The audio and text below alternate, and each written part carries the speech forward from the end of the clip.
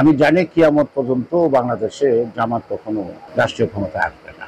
জামায়াতে ইসলামী কিয়ামত পর্যন্ত বাংলাদেশের রাষ্ট্রীয় ক্ষমতায় আসতে পারবে না বলে মনে করেন বিএনপির স্থায়ী কমিটির সদস্য গয়েশ্বর চন্দ্র রায়। তিনি বলেন, আমি জানি কিয়ামত পর্যন্ত জামায়াত কখনো রাষ্ট্রীয় ক্ষমতায় আসবে না, অন্য দল আসবে, কিন্তু ওরা আসবে না এটা শিওর। মুন্সিগঞ্জের শ্রীনগরে বিএনপির এক অনুষ্ঠানে যোগ দেওয়ার পর সাংবাদিকদের প্রশ্নের জবাবে এ মন্তব্য করেন তিনি। জামায়াতের ৭ দফা প্রসঙ্গে তিনি বলেন, এসব দফা টফা সবই হচ্ছে নির্বাচনকে ভণ্ডুল করার জন্য। আওয়ামী লীগ নাই, এ কারণে বিএনপি ক্ষমতায় আসবে এটা তারা একদম সহ্য করতে পারে না। বান্ডেল থাকলে প্রতি সেনমানিতে টাকা বাঁচবে।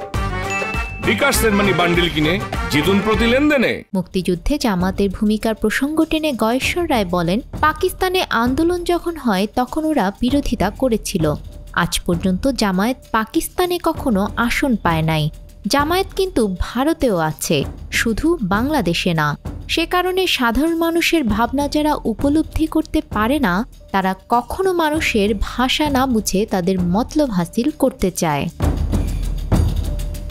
নিউজ ডেস্ক, আমাদের সময়।